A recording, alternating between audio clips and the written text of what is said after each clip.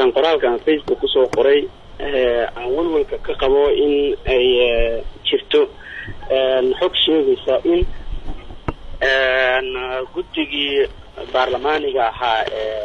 loo xilsaaray soo diyaarinta sharciga doorashooyinka si baarlamaanku uga doodo sharci waxay soo diyaarinayaan dhowr option ay soo diyaarinayaan keenayaan baarlamaanka ayaa ka doodaya midka macquulka ah marka optionadaasi xataa waxaan xog ku helayaa inay ka mid tahay in xilqororsi 2 sano ilaa 3 sano inta u dhaxaysa ah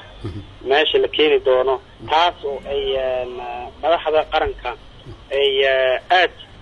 ajanda ugu tahay oo ay riixayaan sida aan warka ku helayo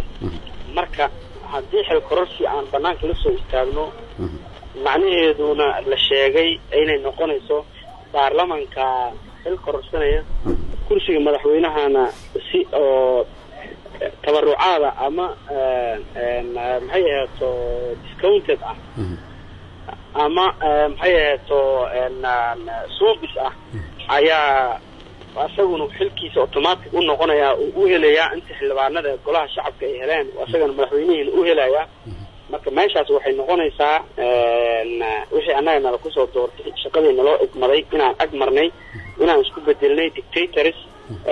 dalkan aan kaliitalinimo aan ku xukumi karin sababtoo ah kaliitalinimo nala soo dooran cod ayaan ku nimid marka codkii inaan ag marno waxay u baahanaysaa haddii dalkina afgembi ku qabsano annagana diyaar uma nihin afgembi inaan ku qabsano dimuqraadiyadeena la ku soo doortay ayaan rabnaa inay sii socoto doorasho kale aan galno dadku ayna soo doortaan rajadu ay muuqato marka haddii laakiin ay dhacdo in ajendaha noocaasa lagu soo dhiirido baarlamaanka la hor keeno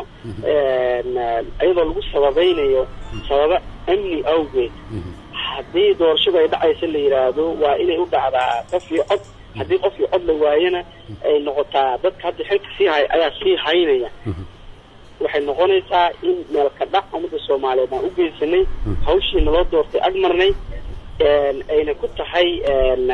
wakaaladiina la wakiishay ay ku tahay macnaheedu xadgudub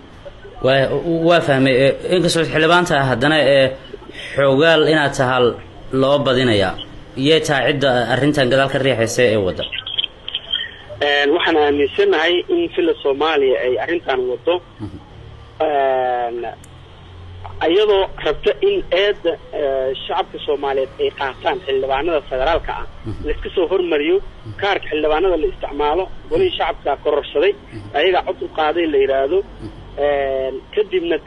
kursigii xilalka kalena sidaas ay ku sii shaqeynayaan marka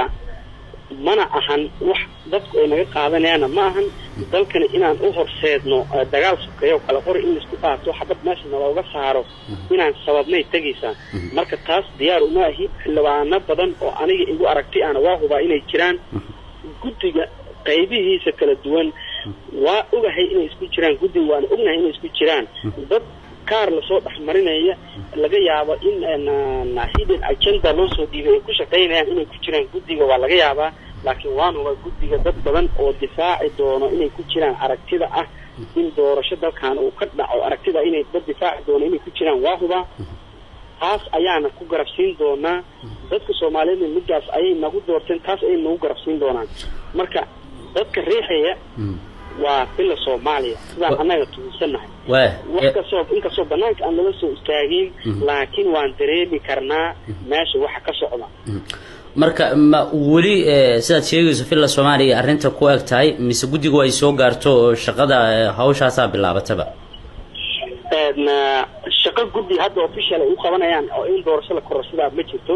laakiin dadka qaar oo guddiga ku jira ayaa fiilooyinkaas soo suray oo ku dhamaanaya deegaan degaas ku dhamaanaya marka fiilooyinkaasina ma ahan fiilooyin meel dheer korontada gaarsiin doona ma sababtoo waa wax aan socon karin waa wax aan nala ka dhageysanaynin wasaaradda arrimaha gudaha hadda ka hor baarlamaanka waxay hor keentay buug 16 page ah mar badan oo ku celiyay qodobkiisa 56 ee buugaas wuxuu sheegayaa in doorashadu ay u baahan karto sababo amni marka haddii amni aan doorasho u baajinayno dalka ma hadduu amni ka jiraa markaan soo qabanayno miyuu amni ka jiray yaa garantiid garaynaya 4 sano oo kale haddaan ku darsay inuu amniga kasii jiri doono meesha wax ku jira ma marka dowladii sheekh shariif sheekh axmed tii sheekh maxayatu xasan sheekh tan sheekh shariif aan tusaale fiican aan ka dhigano tan sheekh shariif waqtigii ay jirtay waqtiga ugu habboonaan lahayd ayay ahayd in xil kororsi la samaysto dadku ay dhageysan karaan sababtoo ah waqtigaasi calanka al-shabaab wuxuu taagnaa wadada Maka al-Mukarrama hotel Maka laamigeedu ka taagnaa calanka al-shabaab macnaheedu ay u dhigantay inay meeshaas ayaga inay ka talinayeen hadda oo aan ognahay inaan al-shabaab meel ay ka taliyaan official calanka taagan aanan jirin waqtigaas oo ay ahayd waqti kala guur siyaasadeed oo laga baxayay waqti ku meel gaar ah laga baxayay loo gudbahayay dawlad dhamaystiran loo gudbahayay intaas sababood oo jiray ayaan la isku dayin in xil kororsi la sameeyo annagu walku waan ugu ceeb inaan banaanka la soo istaagno 3 sano ilaa 2 sano ilaa 3 sano aan loogu daro waxa imaan karta xildhibaan ee adoo raaliya dood ah inkastoo isagu mudane baarlamaan yahay haddana haddii waqti loogu kordhinayo isagoo aan doorasho galayn maxaa ku jaban ma xisbiga uu ka tirsan yahay himilo qaran ayuu doonayaa inuuna doorashada ku waayin muddo kordhintan horta aniga hadda markaan kula hadlaayo wax shakhsiyan ii kooban maahan wax xisbi u kooban maahan waa wax ka turjumaya rabitaanka ummadda Soomaaliyeed waxaan u hadlayaa markaan hadlayo rabitaanka ummadda Soomaaliyeed xisbi himilo qaran ha ahaado xisbi kale ha ahaado asxaabta dalka ka diiwaan gashan ee ka dhaqan gashay waxay isku diiwaan geliyeen in ay doorasho wada galaan kulligood lagu daro xisbiga hadda talada hay hadday ay wax xisbi sheegtaan marka ma ahan cid gaar ah uma hiilinayso waxay u hiilinaysaa danta guud xildhibaan maxamed xasan idriis aadam asta adiga